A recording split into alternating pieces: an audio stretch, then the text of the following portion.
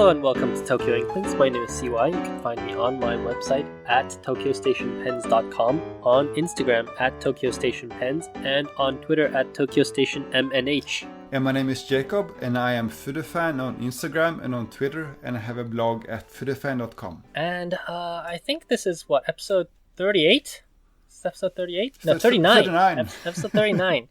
Wow, I can't believe it. Episode 39. It's all because of the listeners, and in order to show our appreciation, we want to read some reviews. And so, Jacob, you ready for some reviews? I'm hoping for some Moonman feedback. Let's see.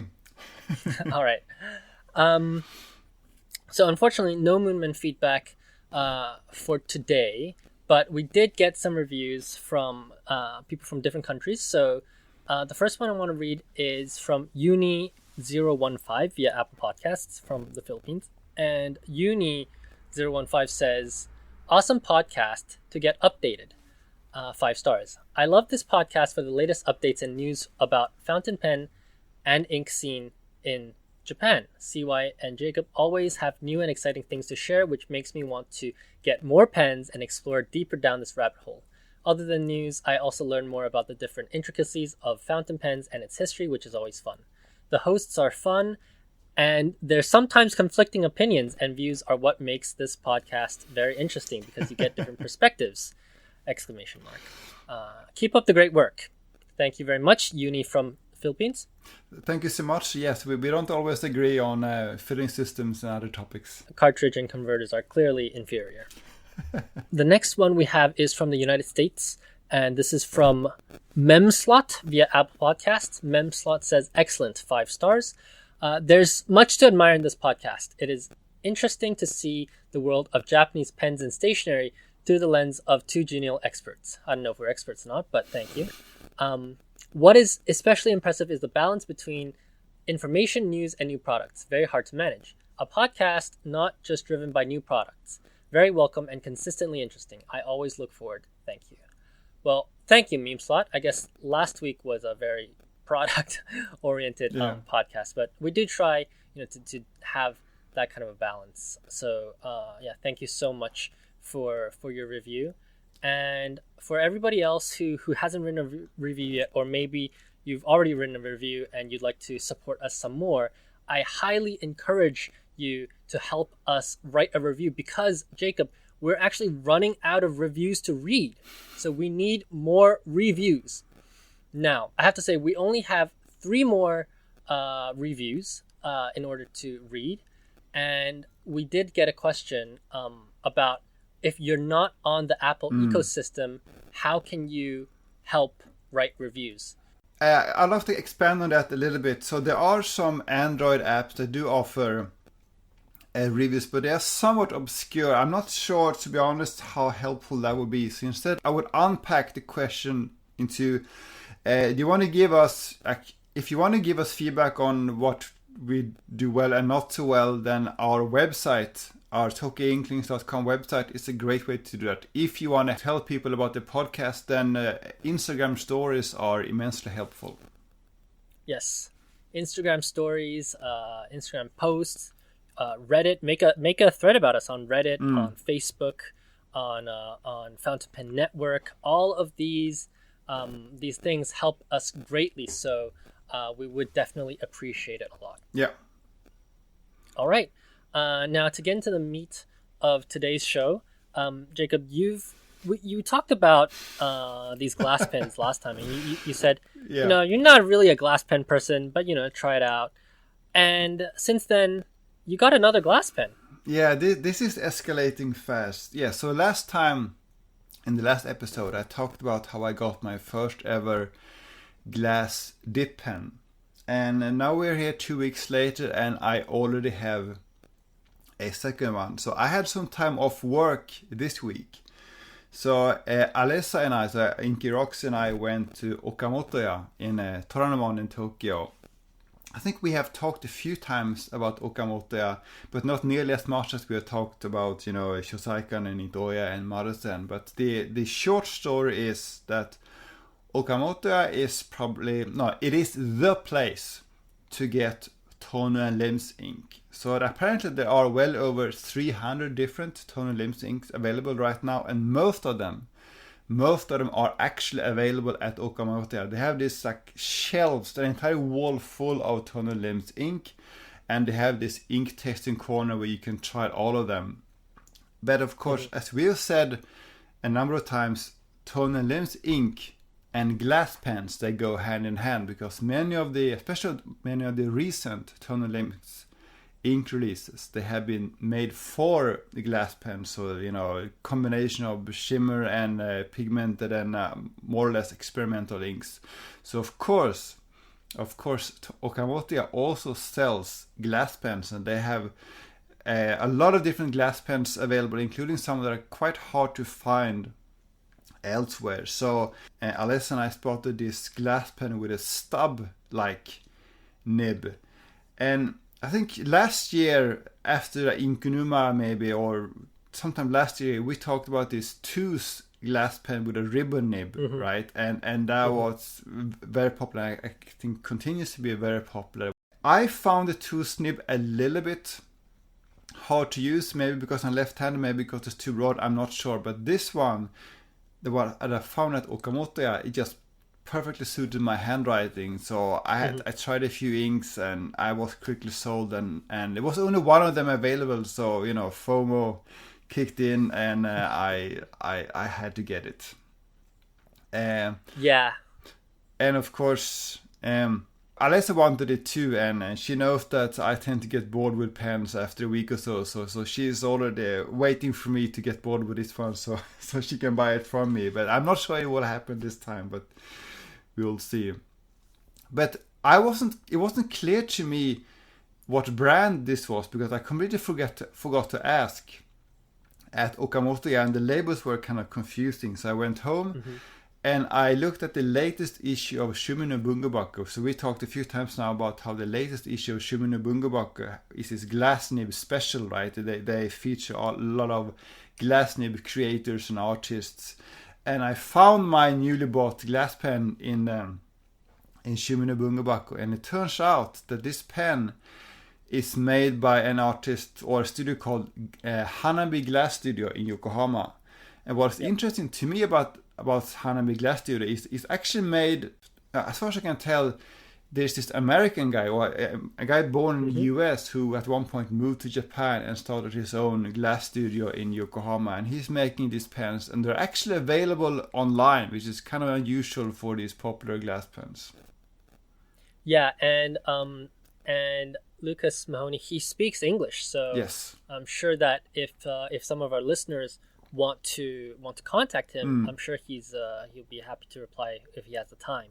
So I think that's something that's a bit special about him. Easier communication, and I don't know. Maybe we need to have him on the show, Jacob. Maybe I think so too. Yeah. Yeah. And yeah, he has this online store, and he ships, as far as I can tell, to any destination he can send to with EMS or a Yamato. So if you want to get a glass nib with a stub nib, then this might be one option. Just a word about the nib itself. Yeah. One of the cool things about these glass stub nibs is that you can also use them as architect nibs, because of just the way that the ink flows from the side of the grooves. Whereas on a fountain pen, you can still do it, but it requires you to hold the pen in such a strange way. So that's another element of the glass pen that yields flexibility, I suppose. Yeah. That's definitely true. I also got some inks, or I borrowed some inks from Alessa. And those were these... there's this Chinese brand that suddenly shows up everywhere on Instagram. And I'm sure I'm going to mess up the pronunciation, but Fan Yan Tan, or FYT as it's shortened.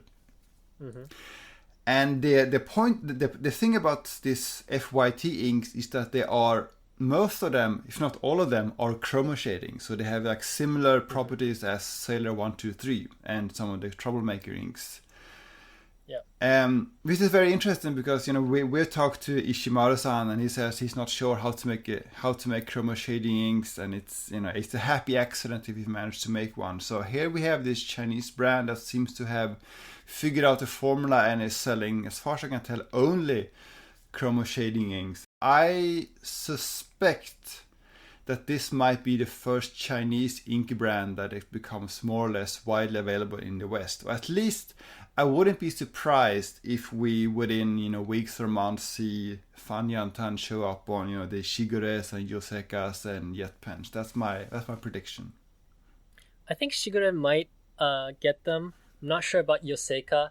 I think like these Fanyantans,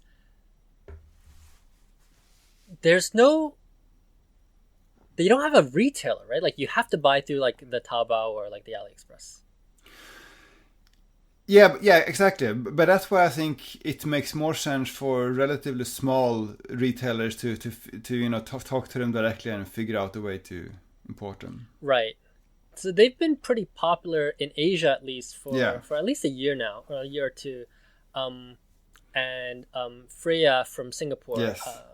Good friend of the show, often writes with these Fanyantans. It's easier to get stuff from Taobao there out in Singapore as well.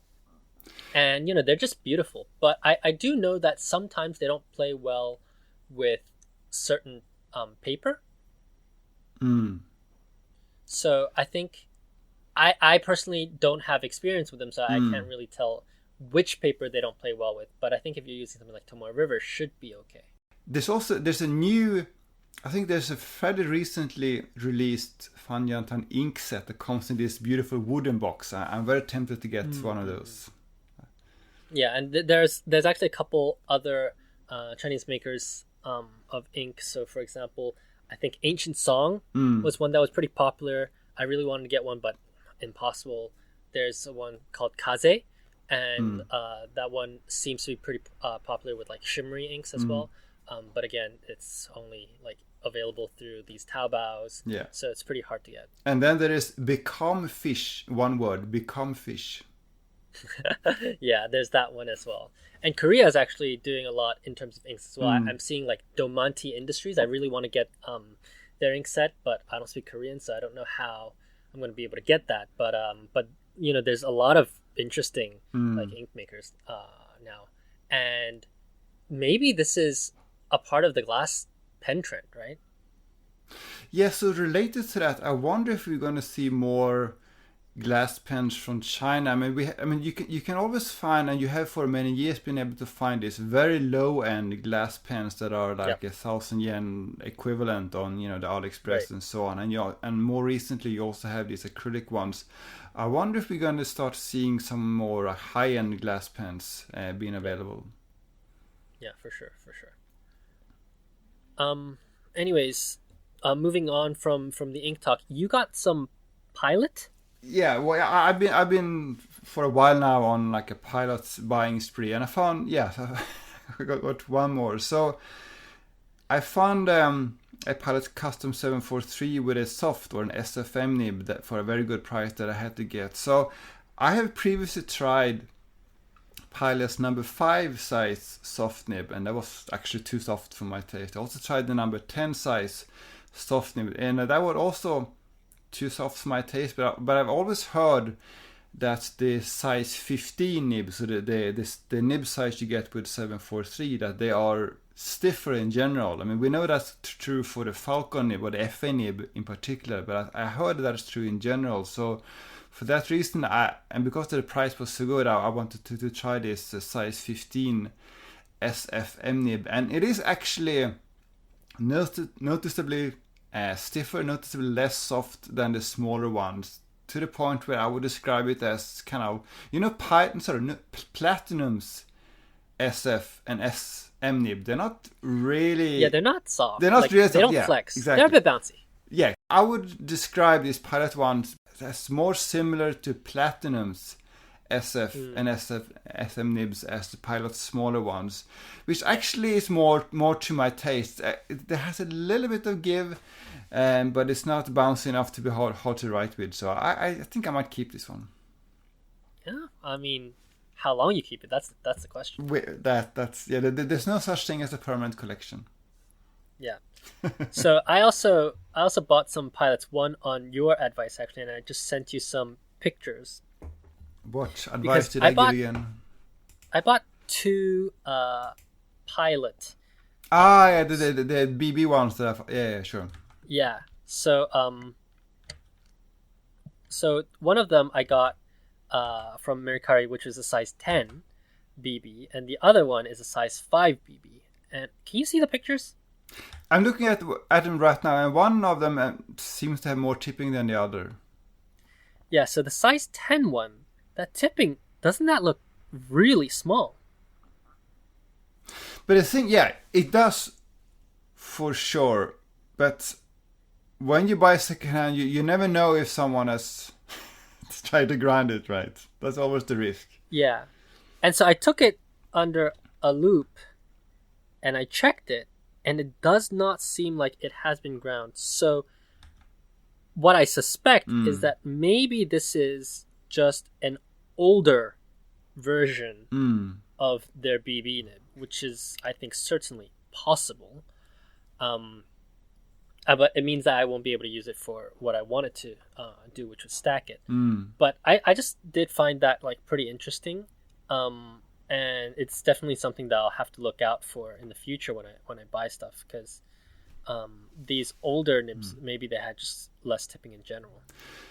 But also, I mean, going back to this thing about someone potentially has already ground it, one thing I increasingly often see on Kingdom Note is that they sell pens particularly cheap when they say that they think there are traces of... It looks like someone may have grounded, like it's a Kenma. Like you are getting a discount because it looks like someone may have grounded, and that lowers the price, lowers the value of the pen. Yeah, for sure. But yeah, this was interesting, I thought. But let's see what I'll be able to do with these nibs. I've also been working on some projects, particularly to do with cracks and chips.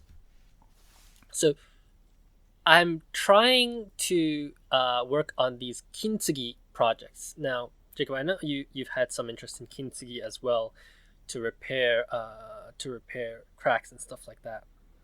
So I've been working on 2 pens. The first pen I bought from our good friend Trang out in California.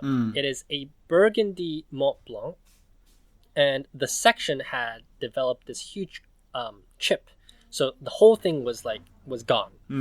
And the second one is a customer from Niigata, and this customer sent me their 146 to tune up, and I told him, hey, there's a hairline crack in your cap lip. I'm sure you've never noticed it before, but it's definitely there, and either it will continue to develop or it won't. I can't tell you the answer, but if you want me to, I can try out this new technique for you.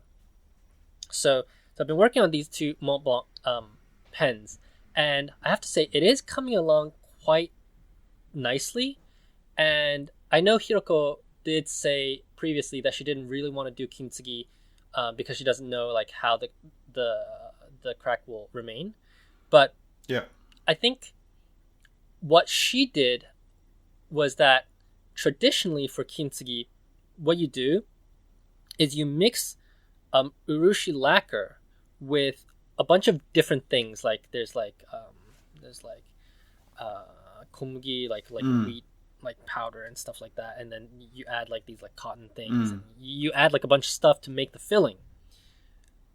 But modern kintsugi, you can also use epoxy putty, and I found by using epoxy putty, it actually bonds pretty well. And then after that, I can apply the lacquer to cover the entire thing.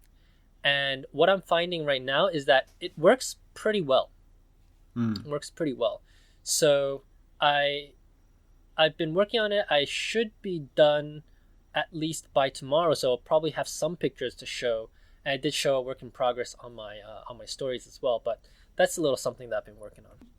only time will tell how well this works, right? Because Exactly. it's hard. You can't really declare victory after a few weeks, right? What Hiroko is saying is that once there's a crack, it might expand over time, and whatever work you did initially to try to fix it, it's not going to do anything in the end. Yeah. So in order to avoid that, what she's talking about is if the crack's on a straight line and you don't break the piece off. Because in kintsugi, even not for pens, right, just for like ceramics and like glass and stuff, it's possible that the crack continues to develop. So what I've been doing is I've been cutting. So the Mont Blanc 146 that I received, it was just a hairline, but I cut the entire piece off. So I stop the crack. So I cut a bit beyond the crack and I make it like a semicircle. So I'm hoping that will be better. But yeah, again, as you said, only time can tell. Yeah. I'm more concerned about the gold powder rubbing off, because obviously it's in a position of friction. So so we'll see about that. Yeah. All right. And I've been also trying to sell a bunch of pens, Jacob. I sold a lot of my Realos. You had a comment about this previously. I still have like 3 or so. I sold a bunch of my Realos. Of course you did. Because I've been buying some pricier pens recently, and so this is the thing that nobody wants to talk about. But I have too many pens, and I want to reduce my collection by number, but I can potentially keep the value. So I bought a few pens here and there, and I have some pens on order. So I'm trying to sell my pens, some flex, some vintage. But yeah, it's been going fairly okay.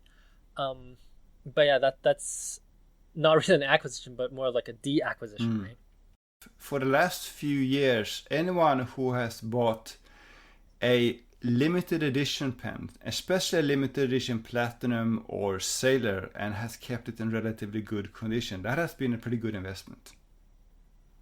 Yeah, we'll see how far that goes, but I definitely want to just get rid of them now while I can. Because I remember I at one point I had like over half a dozen these Wagner pens. Now I regret selling them all. Yeah, because people didn't know what Wagner was until we started the podcast. Yeah, exactly. It's all our fault. Yes, it's all our faults. Anyways, so I've been doing that, but I've also been trying to help Penguins Creative, April from Penguins Creative, get this glass pen, this melon soda glass pen. And oh my god, I think there's a melon soda trend on top of this glass pen trend, because I feel like melon soda is everywhere now. And so this melon soda glass pen, I believe, is made by Parapen in it's in conjunction with Furukawa Shiko. The ones that make that what's it called, Suebumi?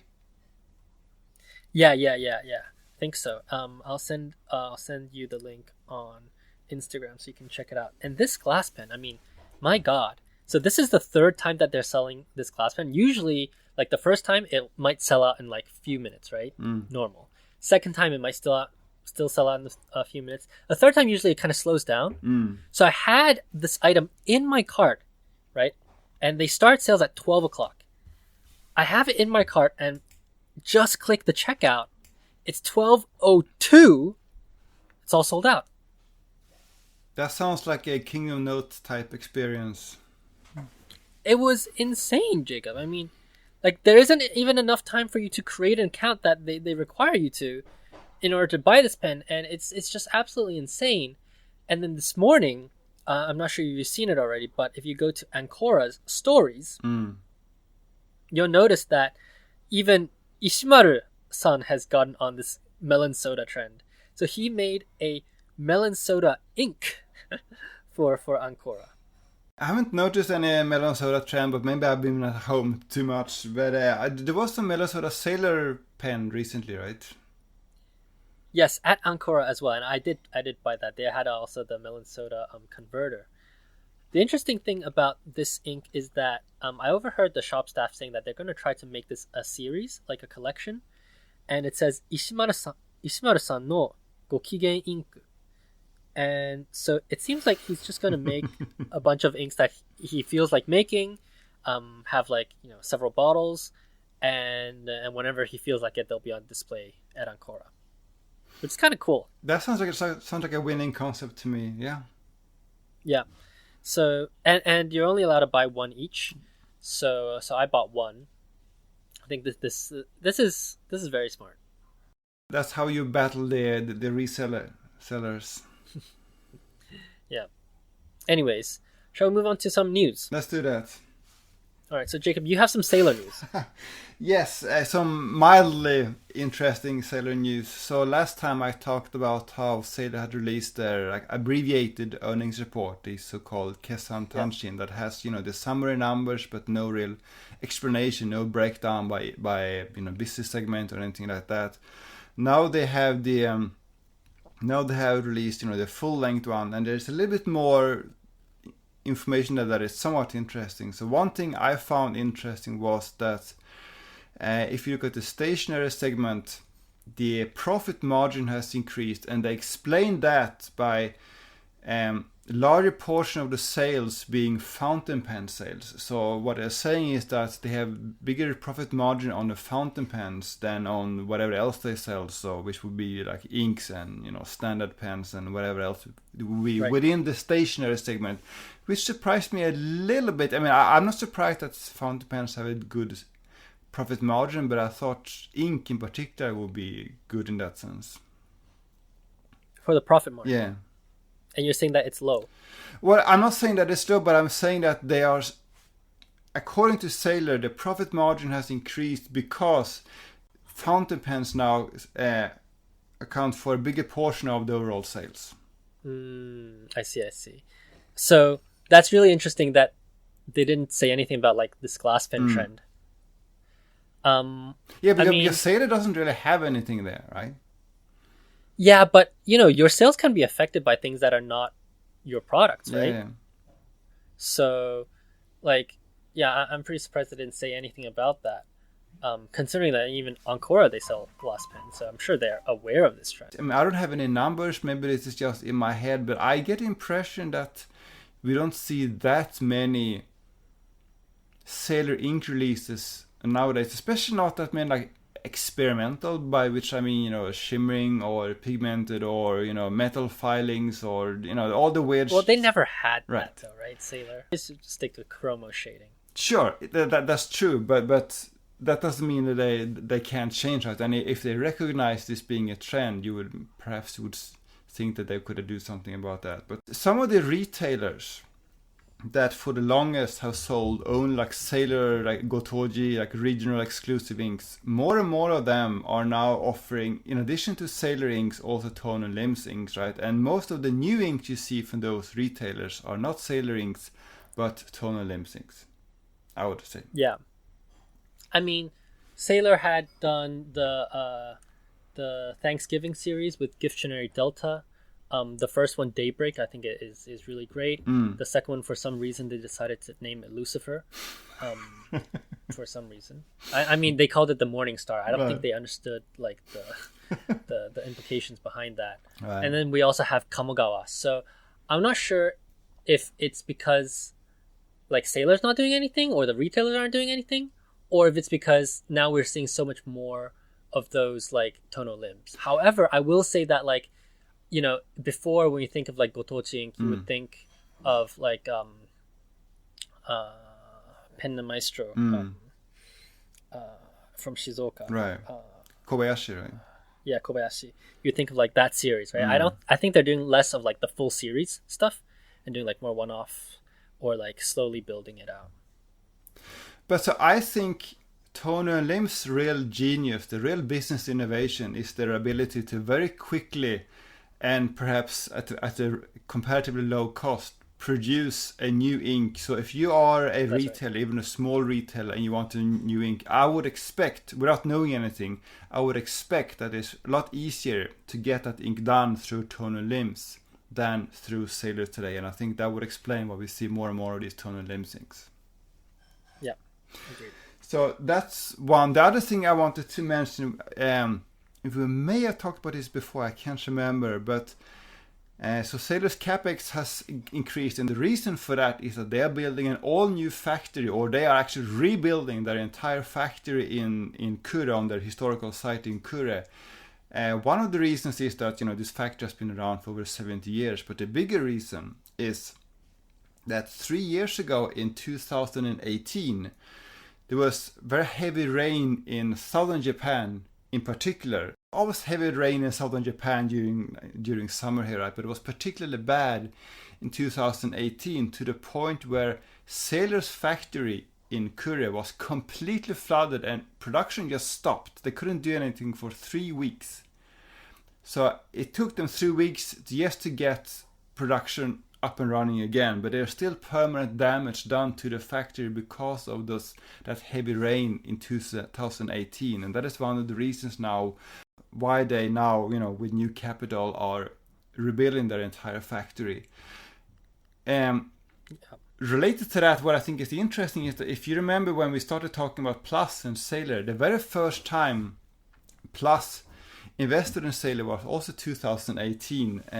I suspect that might not be a coincidence. Yeah. But yeah, I definitely think like that was probably when they really needed to cry for help. Yeah. So I'm glad that at least they still exist. Yeah, I agree. And yeah, and even though the stationary business is doing pretty okay right now, it's still the robotics division is actually doing even better. And the reason for that, as we covered in a few episodes back, is that one of the companies that makes syringes for the vaccines that are now being distributed, at least in Japan, they are using Sailor's robotics, the Sailor's robots, to make the syringes. So Sailor is making money off the vaccines right now. So hilarious. Maybe that's why they're in the black. So that's all I had about Sailor. Speaking of vaccines, Jacob, I sent you this pretty funny article. Yes. The other day. Do you want to tell our audience? Or do you want me to tell our audience?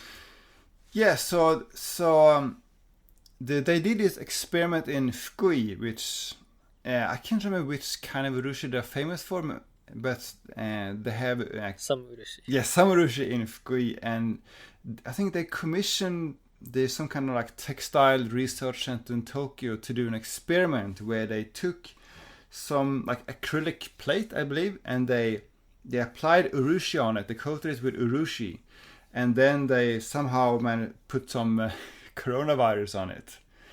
And then they wanted to see how well that coronavirus survived on urushi. And what they found was that overnight, or after 24 hours, over 99% of the coronavirus was gone. Yeah, and the reasoning behind this is because urushi, once it's cured, it has antibacterial properties. So this was born out of this kind of like hypothesis, and obviously Fukui is like it's their like a urushi making part. So they said that because people are eating less out, and one of the biggest markets for urushi was chopsticks and bowls. Yeah. So their sales really went down because people are eating out less. So now they have to tell the urushi industry like union about these findings so that they can kind of market this urushi.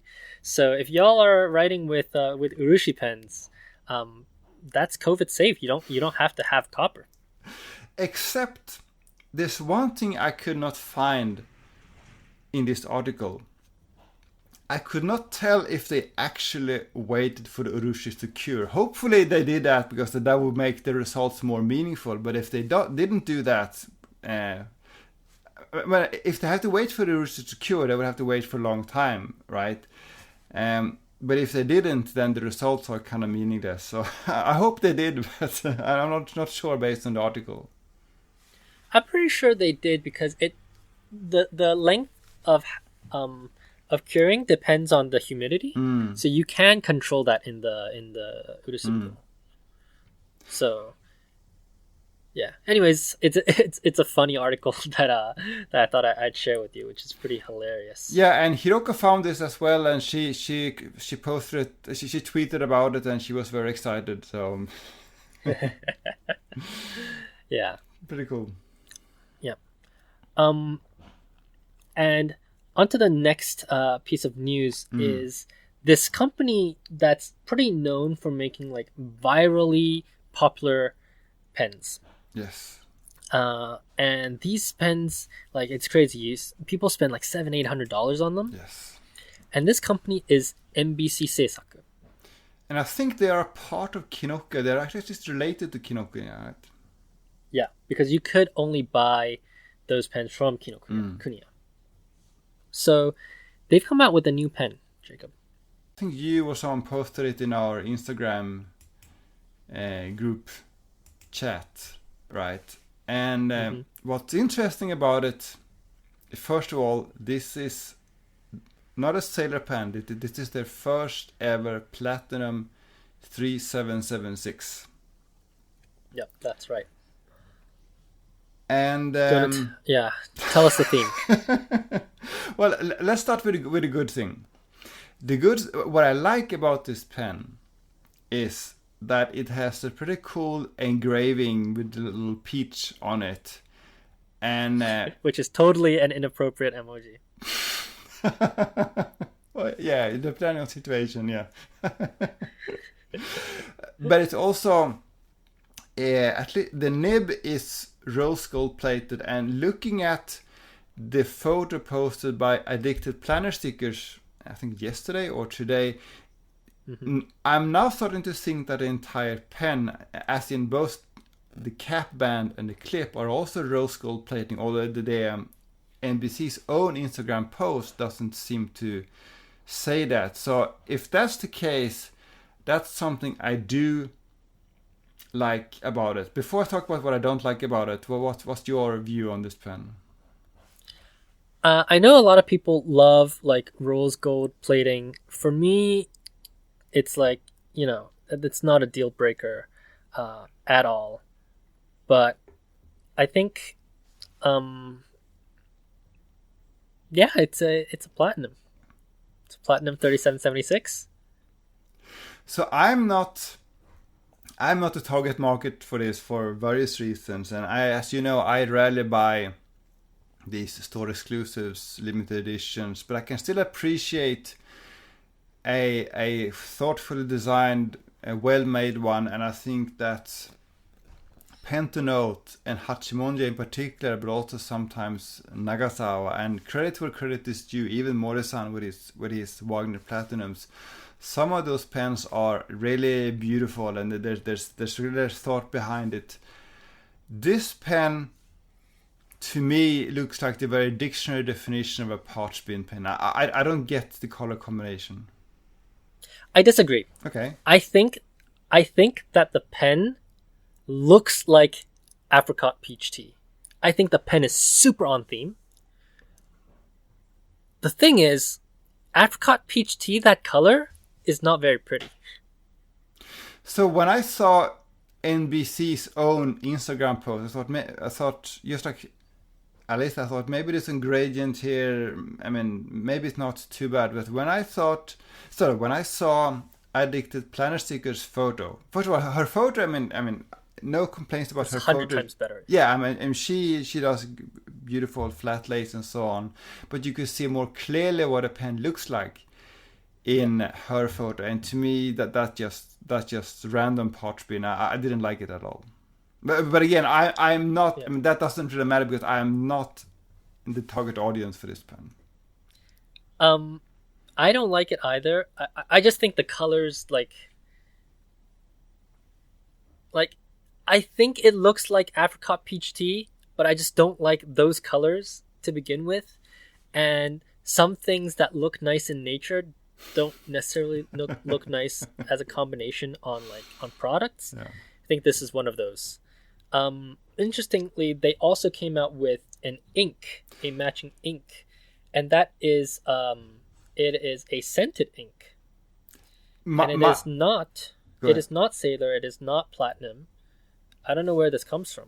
That's what I'm wondering about too, because if Sailor is not making the pen, you wouldn't expect him to do the ink, and even though Platinum has its own line of inks, I've never seen any like custom made Platinum inks like this. So yeah, I don't know who's making the ink. They haven't given us any hints. I'm really curious about that. And it's not it doesn't look like a tonal limb ink. Doesn't mean it's not, but based on the bottle, it's not something I've seen before. And if it was a well-known ink maker, I would have expected them to say that. Yeah, and oh my god, so I just opened the app. Sorry, not the app, but I opened the Twitter, and on the Twitter account they tweeted about this pen, and on Twitter there's this like thing where it says, "Oh, are you sure you want to view this because it's sensitive content?" Maybe it's because of the peach. Yeah, that's actually pretty funny. but yeah, this is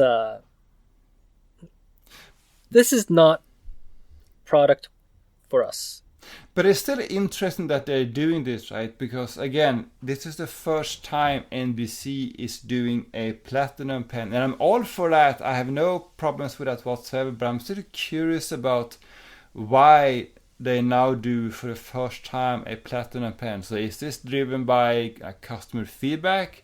Is this because Platinum is stepping up their LE game and approach them? Or is this because they wanted to do a Sailor pen but Sailor can't keep it up? Or is it because they asked Sailor but Sailor quoted a price too high? I mean, I would like to know. Yeah. Probably we will never know, but I would like to know the reason why they decided to go with a Platinum this time. But I have to say the price, I mean, it's okay. For me personally, I think it's too expensive for a Platinum. It's about $330. But that's less than a Kinshu, and that's like almost half of what they charge for the Black Cat. That's what I meant about cost. So I mean, even though the Black Cat was flying off the shelves, that was a very expensive pen. Yeah, I agree.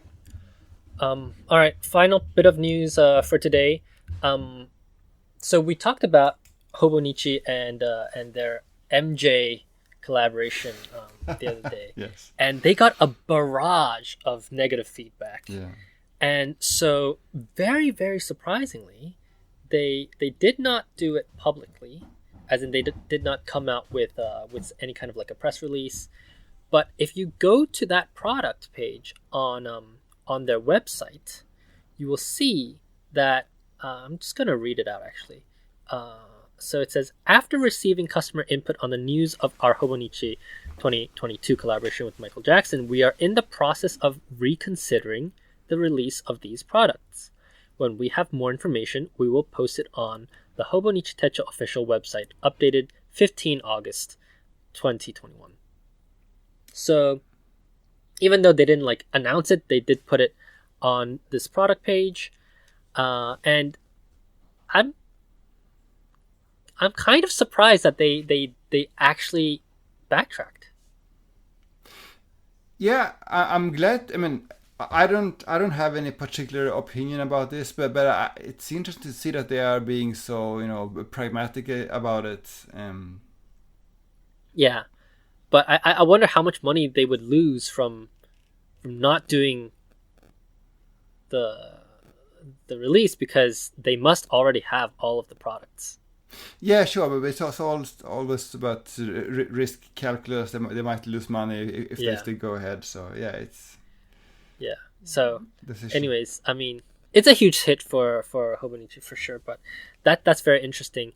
And so, even though it says they will reconsider the release of these products, I went to Tobichi today, which is their actual store, and they had a preview event going on. And it was not there at the preview event. Because otherwise, what I almost half expected them to do is to just release it in Japan and not tell the rest of the world. Yeah, that's what I thought as well. But apparently, it does look like it is cut from their lineup. So I mean, we'll see in a few months when things get more clear. But I think that's It's pretty interesting. Yeah, for sure. All right, let's do some Q&A, Jacob. Let's do that. All right. So, first question.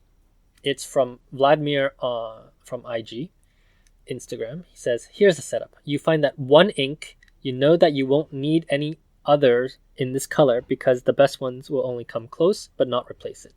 Naturally, it's limited and naturally costs an absurd amount. Let's, for the sake of it, say 2,750 yen for 30 millimeters. How much ink is enough ink, and does it have to last you a lifetime? Well, I don't really buy the premise, because I think for almost any ink you find, like if you find some obscure like Sailor Gotoji ink from Tottori or whatever, you could probably find something that is almost exactly the same from, you know, Diamond or Tonen Limbs or Robert Oster. So to give an example of that, a few months ago I went to Itoya in Yokohama, and Itoya in Yokohama, they have this ink bar where you have these, you know, ink recipes. So you can say, I want ink number, 59 Evening Rose, and they blend it for you on the spot, and you get your own little bottle of an ink number 55 Evening Rose. So I got 2 inks that I thought was really nice. I didn't think I had anything like it. I went home, I swabbed them, and I compared to my existing swabs, and I realized I had basically bought clones of Maruzen, Athena, and Parat Iro Shizuku Edo Murasaki.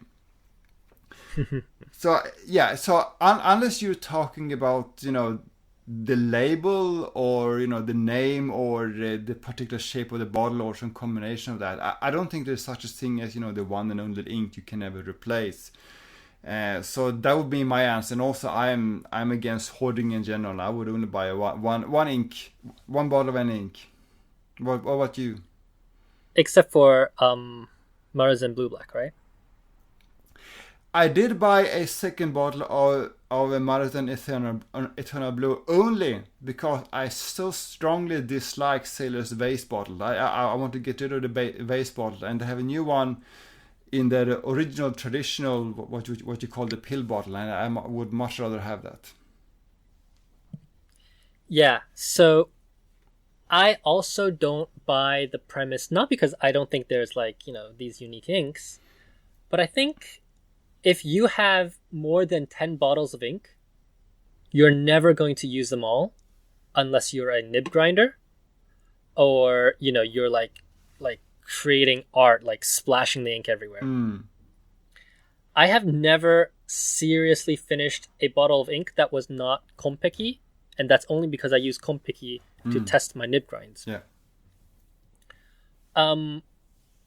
Let's say for the sake of it, it's this price for this much ml.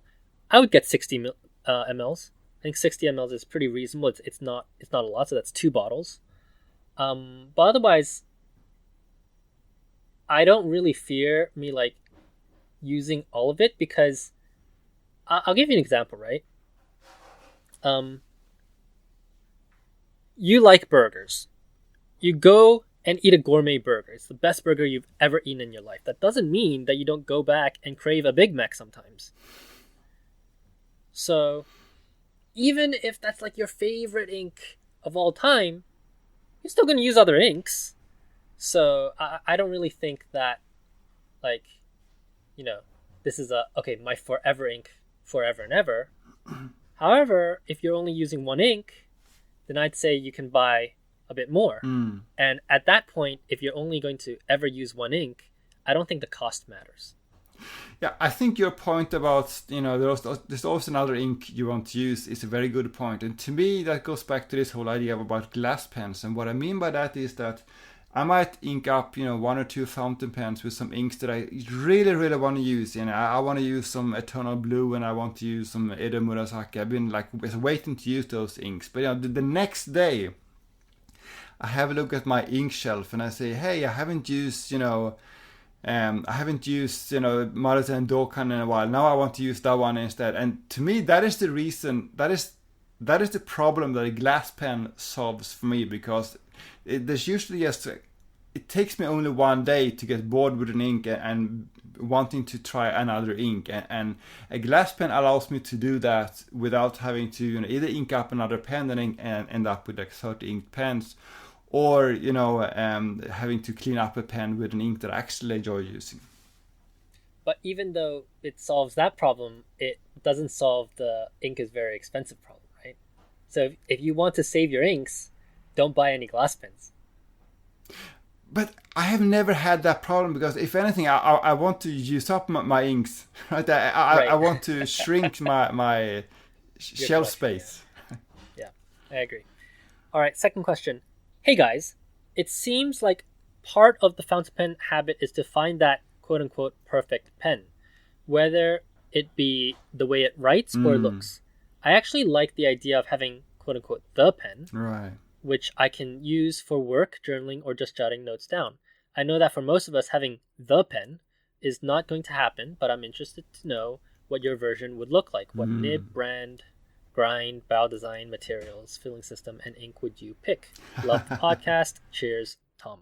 Okay, so for those who follow me on Instagram will have seen a lot of like exotic urushi pens and like limited special editions. But for me, there's a very big difference between pens for Instagram and pens that I actually enjoy using, because that's not the same thing. So for me, the pens that I would consider like perfect pens for me, the pens that I enjoy inking up and using every day, they usually have, I think, three like common traits. The first one is they always have a relatively stiff nib with pencil-like feedback, and that is one of the reasons why I like Japanese nibs so much. I think both Sailor and Platinum and Pilot, they all have really good nibs in that sense. But I'm not limited to Japanese nibs. For example, I have some nibs, some like Jowo nibs that have been ground by Mark Bacchus, the nib grinder, and I absolutely love his nib grinds. I think his Architect in particular, and also his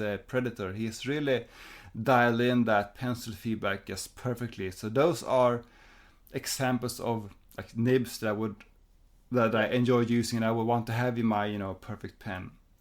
The other thing is, to me, a pen has to be comfortable in hand, and for me that usually means in particular that the section has to be a little bit on the girthy side. It should be concave, and it has to be grippy. And to me, that means I can't use slim pens. My hand hurts if I use slim pens. I can't use metal sections. My hand hurts if I use that. And I also don't like these Leonardo pens with these tapered sections. I know people love them. That's great. Use them if you like them. That doesn't work for me. So that's the second important trait of a perfect pen for me. The third thing, and that's here's where I think my opinion deviates from most fountain pen users.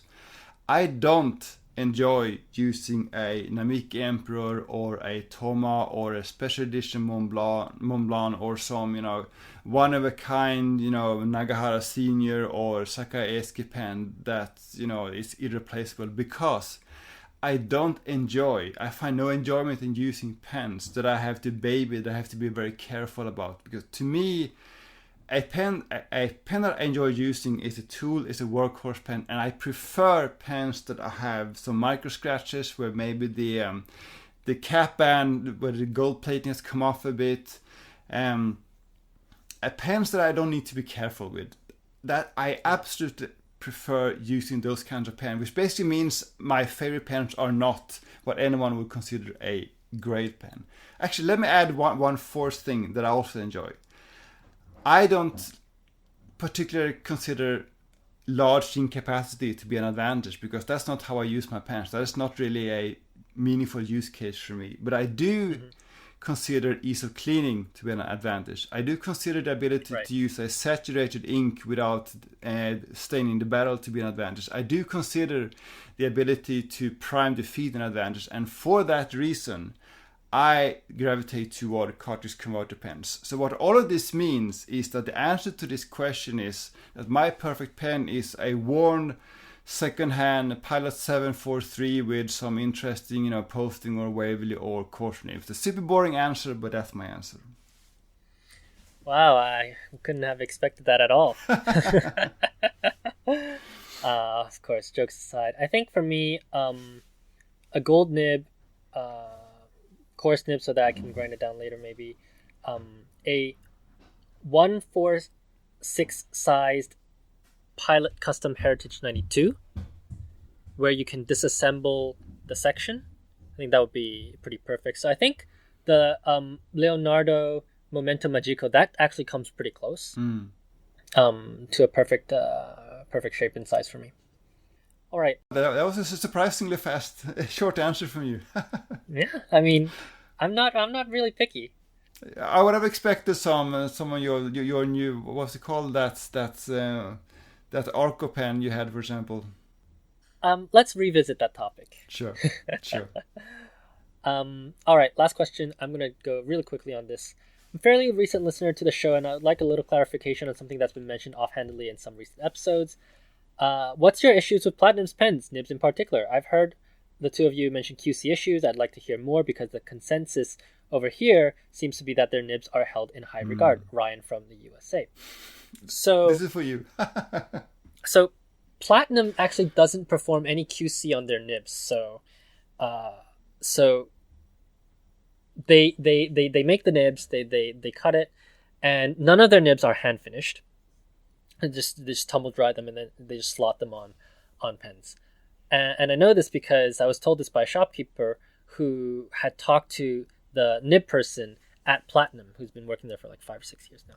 So first of all, that's the problem. The second problem is that more often than not, you'll see that Platinum, especially when you compare them with Pilot, who I think makes the best pens, the tine gap is quite large. So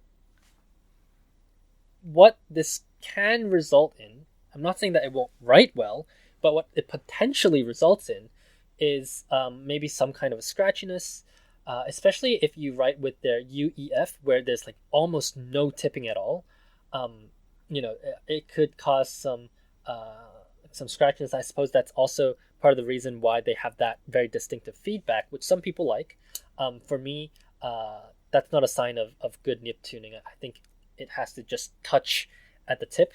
Otherwise, you could run into even some flow issues because if the gap is too wide, then the ink will not reach the end because of the way that capillary action works. The third thing is that more often, well, I wouldn't say more often than not, but occasionally you're going to find, if you look under a loop, that the tipping is pinched. And it's actually not flush with the tine itself. And I've heard too many horror stories of Platinum tipping suddenly snapping off, and this is, for me, it's unacceptable as a pen manufacturer that your tipping would just suddenly snap off. So it's happened a few times too many, and I think even their tipping, it's very soft, especially when compared to Pilot. It's just a bunch of issues. And, going back to that tine gap, if you were to even fix it, because the alloy is so darn hard, it actually hurts my fingers, and I'm developing calluses on my fingers trying to reduce that tine gap. So that's the reason why. And then I would just add one word to this Curidas period. Yeah. And thanks very much. That's the episode. And we'll see you next time. Anything else to add? No, I think that's it. All right. So with that, you can find me. My name's CY. You can find me on my website at tokyostationpens.com, on Instagram at tokyostationpens, and on Twitter at tokyostationmnh. And my name is Jacob. I'm Foodafan on Instagram and on Twitter, and have a blog at foodafan.com. Bye-bye.